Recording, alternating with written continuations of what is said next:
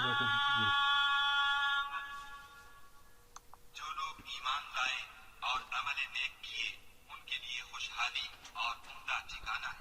हदीस नंबर 34 है, अन मुआज़ इब्न जबल अन नबी सल्लल्लाहु अलैहि वसल्लम क़ाल ला तुज़ी इम्रअतुन ज़ौजहा फ़िद दुनिया इल्ला क़ालत ज़ौजतुहु मिनल हूरिल ऐनी ला तुज़ीही क़ातलकिल्लाहु फ़इन्नमा हुवा इंदकी दख़ीलुन यूशिकु अन युफ़ारिक़की इलैना।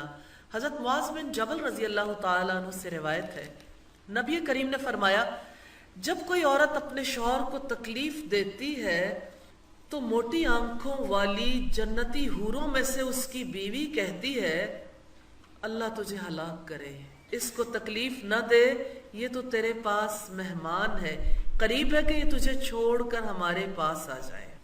बीवी शौहर को तकलीफ दे तो आसमान वालियां हरकत में आ जाती हैं। वो खवातीन जो आमाले सौलिया की बुनियाद पर मर्दों को मिलने वाली हैं, हूरें, खूबसूरत औरतें, तो हूरों की बद्दुआ का तज़किरा है इस हदीस में।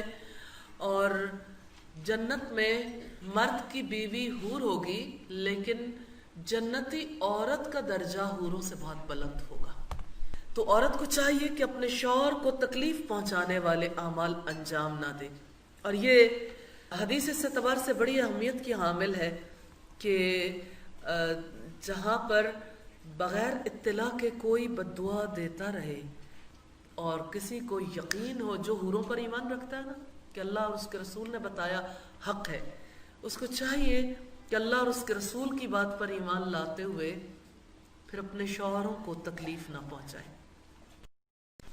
हदीस नंबर 41 है, बीवी की जन्नत और जहन्नुम का दारो मदार शौहर पर है।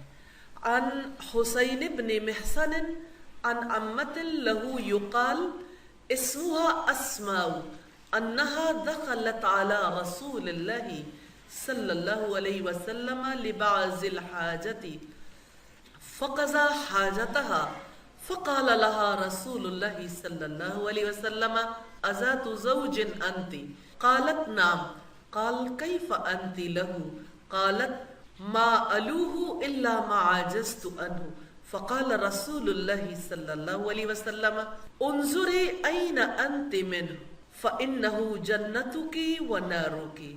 हुसैन बिन महसन अपनी फूफी जिसका नाम अस्मा बताया जाता है उनसे रिवायत करते हैं कि वो नबी करीम सल्लल्लाहु अलैहि वसल्लम के पास किसी काम के लिए गई। आपने उनका काम किया और पूछा, क्या तू शादीशुदा है? उन्होंने कहा, जी हाँ। आपने पूछा, तेरा अपने शौहर के साथ क्या सलूक है? उन्होंने कहा, मैं उसके हक में कोई कोताही नहीं करती मगर जो मेरे बस में ना हो। रसूलुल्लाह सल्लल्लाहु अलैहि वसल्लम ने फरमाया, देख ले तेरा उसके यहाँ क्या मकाम है, क्योंकि वही तेरी जन्नत और वही तेरी जहन्नम है। शौहर की इताअत फर्ज है। बीवी की कामयाबी और नाकामी का दारोमदार शौहर की रजा और नाराजगी में है। अब यहाँ ये जो बात है, नबी सल्लल्लाहु अलैहि वसल्लम ने तवज्जो दिलाई कि वही तेरी जन्नत और वही तेरी दोज़ख है, इस एतबार से कि औरत मर्द की इताअत करेगी तो जन्नत के हुसूल के लिए और उसकी नाफरमानी से बचेगी तो जो दोज़ख से बचने के लिए। तो अल्हम्दुलिल्लाह रसूलुल्लाह सल्लल्लाहु अलैहि वसल्लम के समझाने का तरीक़ाकार ऐसा है जिसकी वजह से कबूलियत दिल के अंदर आती है। अल्हम्दुलिल्लाह। शौहर की नाशुक्री करने वाली औरत अल्लाह ताला की नजर रहमत से महरूम है। अन अब्दुल्लाह इब्न अम्र क़ाल क़ाल रसूलुल्लाह सल्लल्लाहु अलैहि वसल्लम ला यंज़ुरुल्लाहु इला इम्रअतिन ला तशकुरु लिज़ौजिहा व हिया ला तस्तग़नियान। हज़रत अब्दुल्लाह इब्न अम्र बयान करते हैं कि रसूलुल्लाह ने फरमाया, अल्लाह ताला उस औरत की तरफ नजर रहमत से नहीं देखता जो अपने शौहर का शुक्रिया अदा नहीं करती, हालांकि उससे बेनियाज नहीं हो सकती।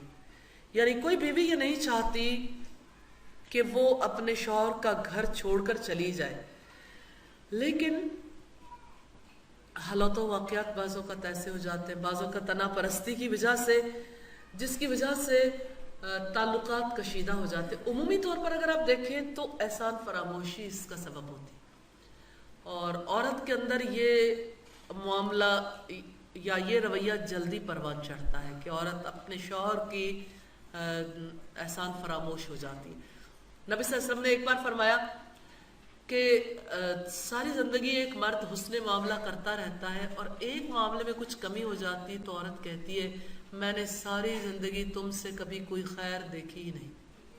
اور یہ معاملہ اللہ کے رسول کی زبان سے نکلا ہے کہ خواتین اس طرح سے احسان فراموشی کرتی ہیں۔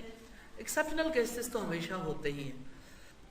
تو شوہر کی ناشکری نہیں کرنی، کیونکہ نبی صلی اللہ علیہ وسلم کی ایک اور حدیث سے پتہ چلتا ہے کہ جہنم میں کثیر تعداد عورتوں کی تھی، تو رسول اللہ صلی اللہ علیہ وسلم نے اس کے بارے میں واضح فرمایا کہ آپ ایسی ہو جو شوہروں کی ناشکری کرتی ہو۔